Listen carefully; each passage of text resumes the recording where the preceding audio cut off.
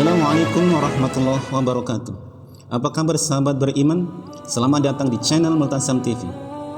At-ta'awun atau tolong menolong adalah suatu amal yang sangat dianjurkan di dalam agama Islam. Tolong menolong dapat berupa bantuan materi dan non materi. Selama tolong menolong tersebut dalam suatu kebaikan, maka Allah akan memberikan rahmat dan pahala yang pantas di akhirat kelak. Dan memang semestinya orang iman sebagai saudara selalu saling tolong menolong sesuai firman Allah, innamal mu'minuna ikhwatun fa aslihu baina akhawaikum wattaqullaha la'allakum turhamun. Orang-orang yang beriman itu sesungguhnya saudara, maka perbaikilah hubungan antara saudara kamu sekalian, dan kalian bertakwalah kepada Allah supaya kalian mendapat rahmat Allah. Quran Surah Al-Hujurat ayat 10. Sebaliknya, tolong menolong dalam keburukan akan menyebabkan murka Allah Subhanahu wa taala. Sebagaimana disebutkan di dalam Al-Qur'an surah Al-Maidah ayat 3, wa ta'awanu 'alal birri wat taqwa wa la ta'awanu 'alal itsmi wal 'udwan wattaqullaha innallaha syadidul iqab. Dan kalian tolong menolonglah di dalam mengerjakan kebajikan dan ketakwaan. Janganlah kalian tolong menolong dalam perbuatan dosa dan pelanggaran. Dan bertakwalah kamu sekalian kepada Allah, sebenarnya Allah amat berat siksanya. Sahabat Multazam yang dirahmati Allah Subhanahu wa taala, ada 5 jenis tolong menolong yang mendekatkanmu ke dalam surga. Namun sebelum lanjut, mari bersama menebar kebaikan dengan cara subscribe, like, and share. Jangan lupa aktifkan tombol loncengnya. Mari kita berbagi pengetahuan dan ilmu yang bermanfaat. Amin, amin, amin ya rabbal alamin. Karena sebaik-baiknya manusia adalah manusia yang paling bermanfaat bagi manusia lain. Pertama, tolong menolong antar sesama orang yang masih hidup. Hal ini sering kita jumpai di dunia nyata. Banyak orang yang saling membantu, baik berupa tenaga, pikiran, dan harta. Tolong menolong seperti ini sifatnya bernilai ibadah jika kita niatkan tulus karena Allah Subhanahu wa taala, dan Allah akan berikan pahala kepadanya di akhirat nanti. Nabi Muhammad sallallahu alaihi wasallam bersabda, "Man nafasa an mu'minin kurbatan min kurabid dunya, nafasallahu anhu kurbatan min kurabi yaumil qiyamah. Wa may yassara 'ala mu'sirin yassarallahu 'alaihi fid dunya wal akhirah. Wa man satara musliman satarallahu fid dunya wal akhirah. Wallahu fi aunil 'abdi ma kana al-'abdu fi auni akhi." Artinya, orang iman yang meringankan kesusahan saudaranya dari kesusahan dunia, maka Allah akan melapangkannya dari kesusahan akhirat. Barang siapa meringankan penderitaan seorang, maka Allah akan meringankan penderitaannya di dunia dan di akhirat. Dan barang siapa menutup aib seseorang, maka Allah akan menutupi aibnya di dunia dan akhirat. Allah akan menolong seorang hamba selama hamba tersebut mau menolong saudaranya.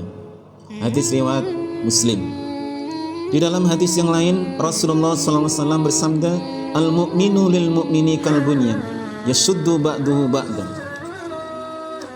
Orang iman dengan orang iman yang lain seperti bangunan, sebagian menguatkan sebagian yang lain.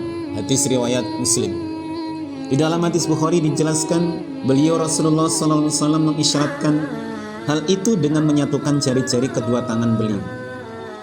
Di dalam kesempatan lain, sahabat Multazam, beliau bersabda, "Matsalul mu'minina fi tawaddihim wa ta'atufihim wa tarahumihim matsalul jasad, idza ishtaka minhu udwan tada'a sa'irul jasadi bisahari wal humma." Kalian akan mendapati orang-orang mukmin di dalam hubungan kasih sayang, saling mencintai adalah laksana satu tubuh. Apabila salah satu anggota menderita sakit, maka sekujur tubuh juga tidak akan bisa tidur dan merasakan demam. Hadis riwayat Bukhari. Sahabat Multazam yang dirahmati Allah Subhanahu wa taala, pada suatu hari Rasulullah SAW ditanya oleh sahabat beliau, "Ya Rasulullah, siapakah manusia yang paling dicintai Allah, dan apakah perbuatan yang paling dicintai Allah?" Lalu Rasulullah SAW menjawab, "Ahabbun nasi ilallahi ta'ala anfa'uhum linnas, wa ahabbul a'mali ilallahi azza wa jalla sururun yudkhilu ala muslimin aw yakshifu anhu kurbatan aw yaqdi anhu dayna aw yadrudu anhu ju'an wala an amsiyama akhin fi hajatin ahabbu ilayya min a'taqifa fi hadzal masjid," yakni Masjid Madinah syahron.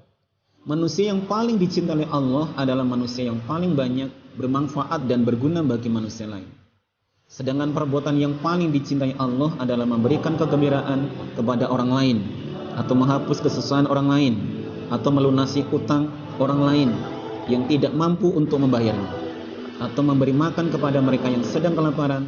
Dan jika seorang itu berjalan untuk menolong seorang yang kesusahan, itu lebih aku sukai daripada aku iktikaf di dalam masjidku Nabawi ini selama 1 bulan. Hadis riwayat At-Tabrani. Selain itu, sahabat multazam memberikan bantuan juga dapat menolak bala, sebagaimana dinyatakan as-shadaqatu taruddul bala wa tutawwilul umur. Nabi Muhammad SAW bersabda, sedekah itu menolak bala dan memanjangkan umur. Kedua, tolong menolong orang yang masih hidup kepada orang yang sudah meninggal. Sahabat multazam yang dirahmati Allah Subhanahu wa taala, para ulama sepakat bahwa orang yang ada di dunia dapat menolong pada orang yang telah meninggal dengan cara mendoakannya orang yang masih hidup kepada orang yang sudah mati. Salah satu di antara rahmat yang Allah berikan kepada orang iman adalah mereka bisa saling memberikan kebaikan sekalipun sudah berpisah di kehidupan dunia. Doa orang iman yang masih hidup kepada orang iman yang sudah meninggal Allah jadikan sebagai doa yang mustajab. Doa anak soleh kepada orang tuanya yang beriman yang telah meninggal Allah jadikan sebagai pahala yang tetap mengalir. Ilmu yang diajarkan oleh seorang guru kepada umat Islam akan menjadi paket pahala yang terus-menerus mengalir. Ilmu itu diamalkan. Dari Abu Hurairah radhiyallahu anhu, Rasulullah sallallahu alaihi wasallam bersabda, "Idza matal insan inqata'a anhu amalu illa min thalathatin, illa min shadaqatin jariyatin aw ilmin yuntafa'u bih aw waladin sholihin yad'u." Apabila seorang mati, seluruh amalnya akan putus kecuali 3 hal: sedekah jariah, ilmu yang bermanfaat, dan anak saleh yang mendoakan kedua orang tuanya. Hadis riwayat Muslim dan Nasa'i. Ketiga adalah tolong menolong orang yang meninggal kepada orang yang masih hidup. Nabi SAW bersabda, "Ketika aku hidup, maka itu baik untuk kalian, karena kalian bisa berbincang-bincang denganku, dan aku pun bisa berbincang-bincang dengan kalian. Adapun kematianku juga baik untuk kalian, karena akan diperlihatkan semua amal ibadah kalian kepadaku. Ketika aku melihat kebaikan, maka aku memuji kepada Allah Subhanahu wa taala. Ketika aku melihat keburukan dari kalian, maka aku akan memintakan ampunan untuk kalian." Hadis riwayat Al-Hafiz. Di dalam surah Al-Kahfi dikisahkan bahwa Nabi Khidir dan Nabi Musa diperintahkan Allah Subhanahu wa taala untuk menegakkan dinding rumah yang telah miring. Rumah tersebut dimiliki oleh 2 anak yatim yang di bawahnya terdapat harta karun yang berisi emas dan perak. Mereka dijaga oleh Allah sampai dewasa sehingga dapat memiliki kekuatan untuk mengeluarkan harta simpanan tersebut. Allah menjaga mereka karena berkah dari kakek buyut kedua anak tersebut.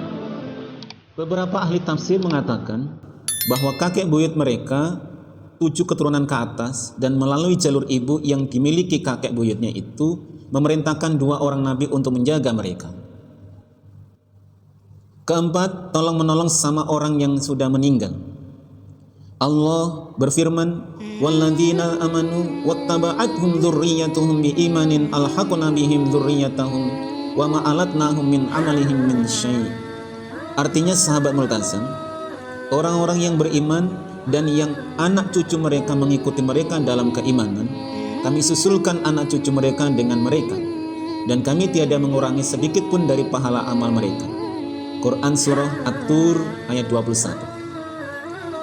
Sahabat multazam yang dirahmati Allah Subhanahu wa taala, berbahagialah jika orang tua kita beriman, anak dan cucu kita beriman, maka insya Allah Allah akan kumpulkan kembali kita di surga. Nabi Muhammad SAW bersabda, setiap nabi mempunyai doa yang mustajab, dan setiap nabi menggunakan doanya di dunia, sedangkan aku menyimpan doa mustajab untuk memberikan syafaat kepada umatku di hari kiamat. Sebagaimana dijelaskan di dalam hadis oleh Imam Bukhari, likulli nabiyyin da'watun mustajabatun yad'u biha wa uridu an akhtabi'a da'wati syafa'atan li ummati fil akhirah. Setiap nabi mempunyai doa yang telah dikabulkan, sedang aku ingin menyimpan doaku sebagai syafaat untuk umatku di akhirat nanti. Hadis riwayat Al-Bukhari. Syafaat itu insya Allah diperoleh umatku yang meninggal tidak mensekutukan Allah dengan sesuatu apapun. 5. Tolong menolong Al-Quran kepada pembacanya. Al-Quran adalah kitab Allah Subhanahu wa taala yang sangat istimewa. Keistimewaan ini tidak dimiliki oleh kitab-kitab sebelum Al-Quran seperti Taurat, Injil, dan Zabur. Salah satu keistimewaannya adalah Al-Quran mampu memberikan syafaat kepada pembacanya. Nabi menganjurkan kepada umatnya untuk memperbanyak membaca Al-Quran agar kelak mendapat syafaat di Al-Quran, sebagaimana Nabi bersabda, "Iqra'ul Quran fa innahu ya'ti yaumal qiyamati syafi'an li ashabi." Bacalah Al-Quran, sungguhnya ia akan datang dari kiamat memberi syafaat kepada pembacanya. Hadis riwayat Sahih Muslim. Di dalam hadis lain Rasulullah SAW bersabda, "Yaji'ul Quran yaumal qiyamah fayaqulu ya Rabbi hilli fayulbasu tajal karamah thumma yaqulu ya Rabbi zidhu fayulbasu hullatal karamah thumma yaqul ya Rabbi ridha anhu fayarda anhu fayuqalu lahu iqra warqa wa yuzadu bi kulli ayatin hasanatan." Kelak di hari kiamat, Al-Quran akan datang seraya mohon kepada Tuhannya, "Wahai Tuhanku, pakaikanlah kepadanya pembaca Al-Quran." Kemudian ia dipakaikan mahkota kemuliaan. Kemudian Al-Quran mohonlah kembali, "Wahai Tuhanku, tambahkanlah." Kemudian dipakaikan pakaian kemuliaan. Kemudian Al-Quran memohon lagi, "Wahai Tuhanku, ridhoilah dia." Kemudian Allah pun meridhoinya. Maka Allah berfirman, "Bacalah dan naiklah. Setiap ayat yang kamu baca, maka akan mendapatkan kebaikan dan 1 derajat." Hadis riwayat Imam Tirmidzi di dalam Sunan At-Tirmidzi. Sahabat multazam yang dirahmati Allah Subhanahu wa taala, Al-Quran memiliki dimensi dan fungsi yang berbeda dalam waktu yang sama, yaitu memberi syafaat atau melaknat. Sebagaimana sabda Rasulullah SAW, "Al-Qur'anu syafi'un musyafa' wa mahilun musaddaq. Faman ja'alahu amamahu qadahu ilal jannah wa man ja'alahu khalfa dhuhri qadahu ilan nar." Al-Quran memberi syafaat dan dimintai syafaat dan menjadi saksi yang diyakini kebenarannya. Barang siapa yang menjadikannya sebagai imam, panutan, dan pedoman dengan mengamalkan isi kandungannya, maka Al-Quran akan menariknya ke dalam surga.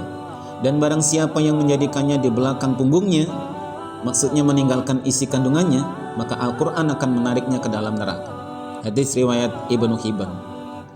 Pada salah satu hadis Rasulullah SAW yang telah dikemukakan oleh Imam Ibnu Majah, bahwa orang yang baca Al-Quran dan menghafalkannya, maka ia akan mendapatkan syafaat beserta 10 keluarganya, meskipun 10 keluarganya telah divonis masuk neraka.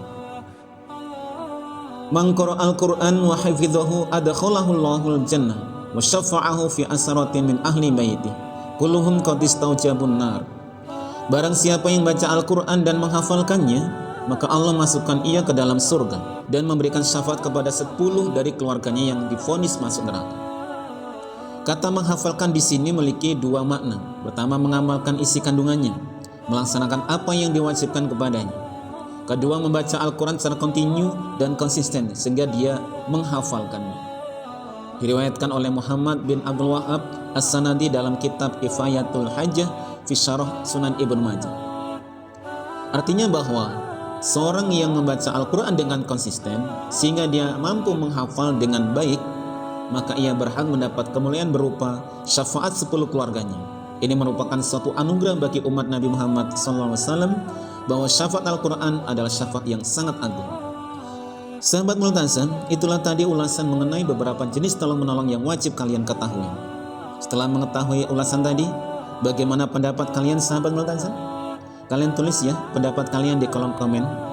Semoga kita senantiasa dimudahkan dalam tolong-menolong dalam kebaikan dan kebajikan, juga dimasukkan ke dalam surganya. Amin, amin, ya rabbal alamin. Sekali lagi mari bangun Multazam TV dengan cara share video ini, karena barang siapa yang menunjukkan kepada sebuah kebaikan, maka baginya seperti pahala pelakunya. Jangan lupa tonton video yang lainnya. Wassalamualaikum warahmatullahi wabarakatuh.